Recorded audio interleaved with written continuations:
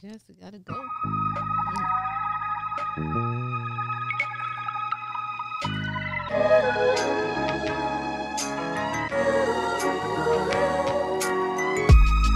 Yes, guys, you are now in tune to our brand new podcast, which will have a name soon. No name yet. Keep talking, check the levels. See how your mic sound. Keep talking. We don't have a name yet, Okay. but that's coming soon. That's right. That's right. This beat though, That beat is high, right? yeah, the beat is hot. Put your mic up a little bit more. Higher like this. Good. I was talking about the volume, The volume? actually. Yeah. Where would I put it? I mean, Nah, I put it up for you. I got you. so good. We good. Good. Be good. Be good. Move this All camera so right. I get more of you. What's up, everybody? It's your Good. boy Stanley T. And I'm Rachel Ray. You know, we're here trying to put something together for everybody out here. We've been thinking about this podcast idea for a while, just to bring you our perspective, our experience, and just overall having fun. Yeah, just have fun, ask different questions, talk about different topics, Mhm. and entertain you guys, really. That's it. That's it. Now, Rachel, how's Corona treating you? How you? Ooh, coronavirus. Coronavirus really changed so many things in our world, in our community, in our homes, in our personalities, our day-to-day, school, hospital. It affected everything. It's crazy. I feel sorry for not even like the young kids. I feel sorry for like everybody that has lived before coronavirus. Like, you knew what the world was like before it changed, and everyone's hoping that it goes back to normal. But I just don't think that it's gonna go back to normal.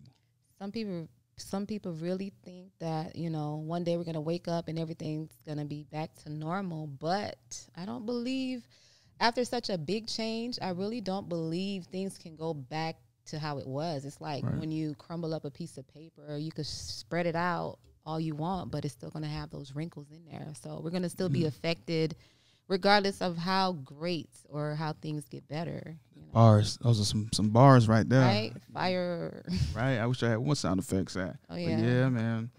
But definitely, let me see. Oh, I got some. I'm just testing this out, y'all. Okay, Hey. that's something. But yeah, no, definitely.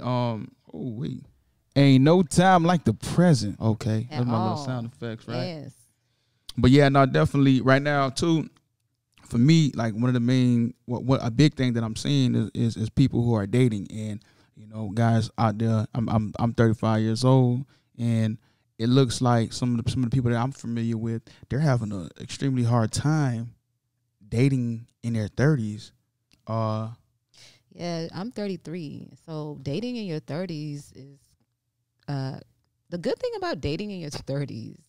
You should know who you are in your 30s. I would assume most people do. But dating in your 30s is kind of hard. And then especially with coronavirus, like even like the regular average things, like when you see a guy or when you see a woman, like she has on a mask or he has on a mask, like you can't even like see anyone's faces anymore. So it's really, what's your Instagram or what's your Facebook? And then that's how you really get to go see the person. Dang, you just said something that sparked a light bulb in my head.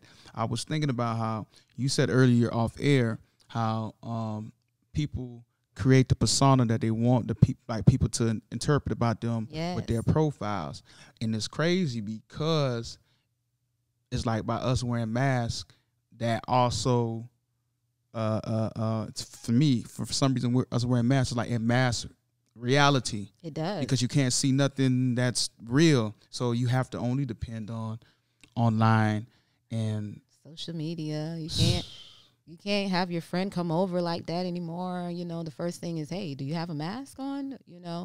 It's so different. Like the social aspect of it is totally different, So yeah, it's social media. Everybody has, well, not everybody, but a lot of people have a facade or they create a mirage.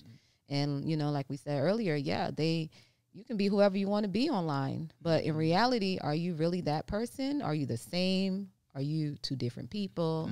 Is it enhanced? So yeah, that online dating Instagram dating is kind of whack. Just anyway. like for those fathers that only take pictures of their kids on Father's Day, Yeah. you know, it looked like the greatest father on earth. Yeah. Then, you know, in reality, the mama's like calling him and texting him, cussing him out, you know, because he don't do nothing. But he does take great pictures and post. Pictures be fire. Fire.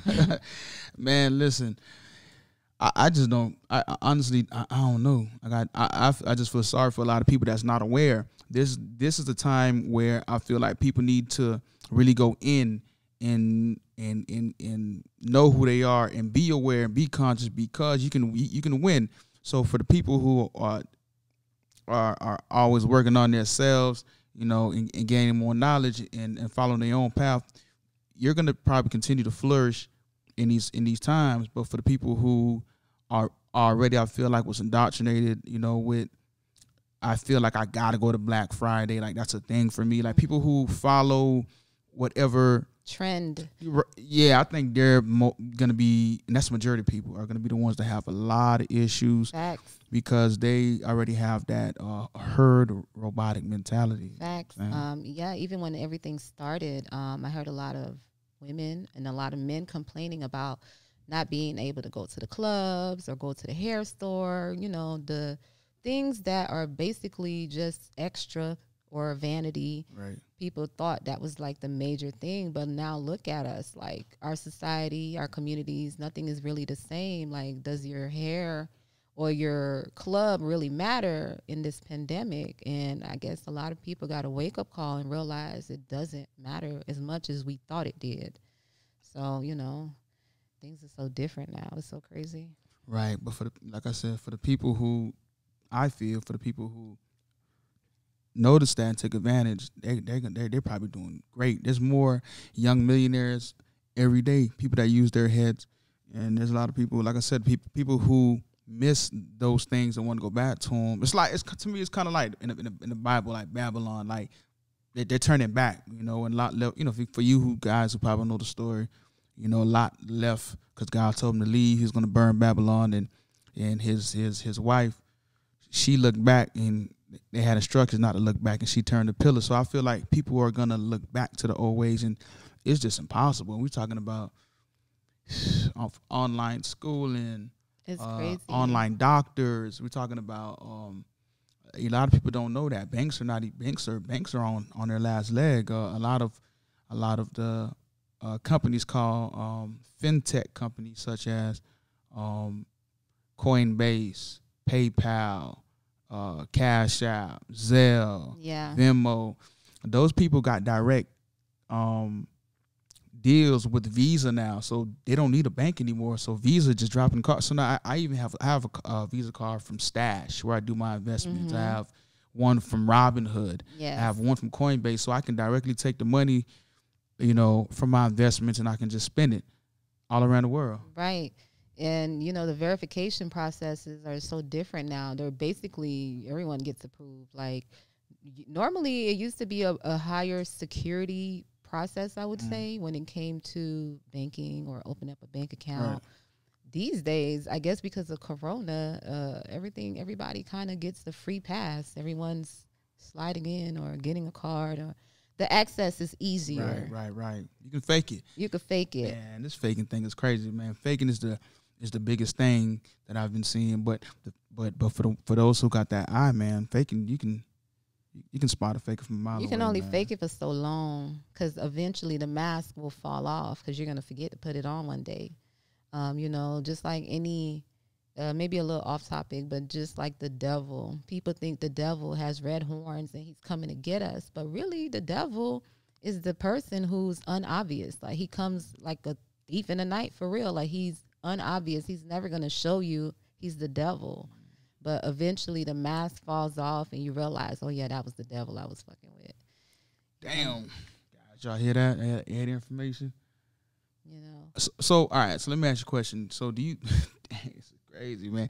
What do you think the future's going to look like for, like, people that are trying to be in a steady relationship or trying to get married? What do you think that looks like for them?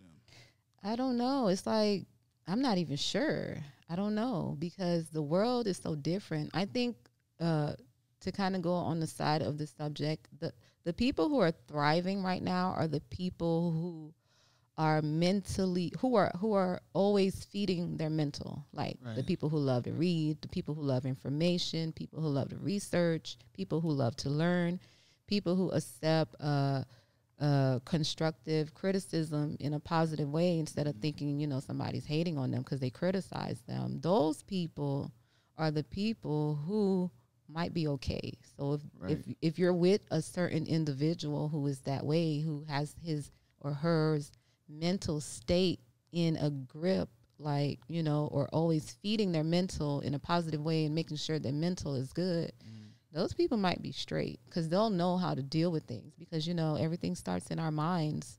So if your mind is good, I feel like the outward will be greater. That's what's up. You said something that triggered another question for me, and it's still on the dating topic, because I realized that for me, for many of the bad experiences I had, I realized that, okay, sometimes we look at our partner, the person we're dating, to make us happy, but Facts. we continuously blame them for not making us happy. It's always something to not be happy by, right? But then it's not, for me, my experience was, once I became happy, it's like I didn't depend on my a spouse. I didn't depend on no one to make me happy. I was happy, and then I gave happiness to that person, and then in return, that person gave it back to me. You understand what I'm saying? So that's kind of like what I experienced.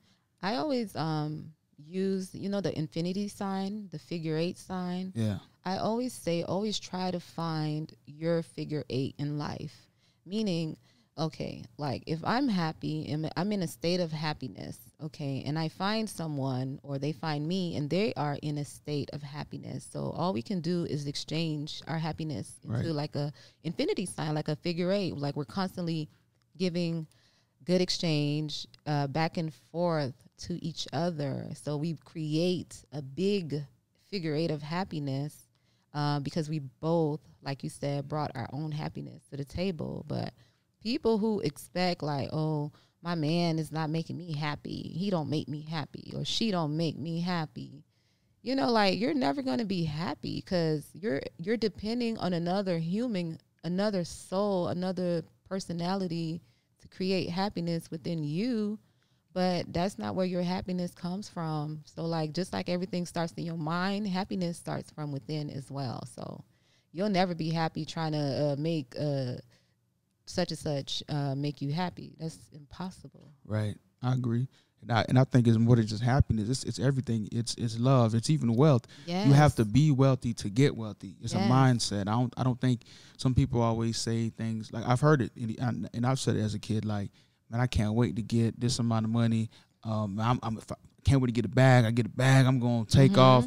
But that's opposite. You know what I'm saying? You have to already take off first, right? And then because the bag comes the bag is along the way, right? And people do think that, or this mindset, oh, as soon as I do this, I'm gonna be happy. As soon as I do that, I'll be happy. And like, why can't you search for that happiness now so you are able to do those things? Right.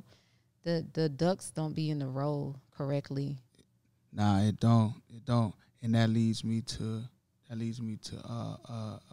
my philosophy on that same topic. Like I hear a lot of women say, man, I'm turned up right now, or I'm lit right now, but when I get married, I'm gonna stop all this. And I always tell them, that's not how it works. You gotta already be your wife. I see a man is always looking. A man looks at you, and you are already a wife. You already cater. He can see your ability. Says what? It says, he who finds a wife finds a good thing. It didn't say, oh, he who finds a girlfriend, or he who finds a Pooh, or Miss Lit, or Miss at the club all the time finds a good thing. No, like, you're supposed to be in a state of wife. You're like that should be your mental. If that's your goal, that should be your mental. Right. Whatever your goal is, that should be your mental. So if you know, okay, I want to get married, okay, so you carry yourself like a wife. If you know you want to play guys and be a player, okay, you carry yourself like a player, and so on and so forth. And it goes for men too. You gotta accept it. You gotta step into your role. Yeah, that's what I say. Don't be on the fence with it. Even as a guy, you can't say, I'm gonna sleep with all these girls, and man, but once I get this out of my system, I'm a settle down. You already gotta be a husband, to be honest with you. And I do believe you gotta get out your system, but you can't say I'm gonna do that, then do this. You have to already be, in order to attract a woman to see you as someone, because a woman's always looking. A woman always looking to see how you handle business, how you handle yourself under stress. Can you get money? Yes. A woman's always stressing you, putting you to the test, and bothering you because she wants to know that you committed for the long haul. And a lot of times I see women are unhappy with their mate. They're happy with them before the children, and then once they have a child, they see how the man not takes care of his children, and then that turns her off. Right. She's like, this dude here so that's a big deal breaker. Yeah, because we don't get to see how he loves for real. We don't really get to see.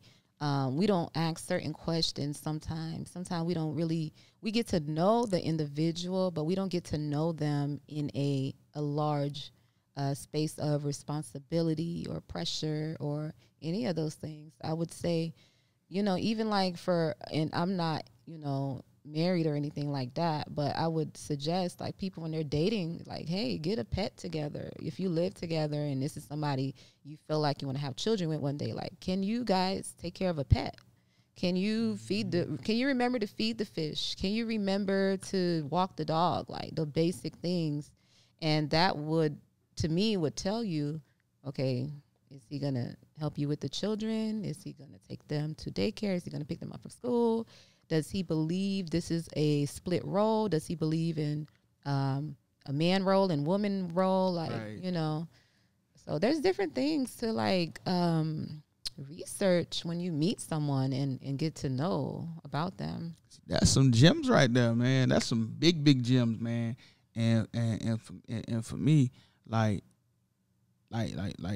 in my relationship, I remember she asked,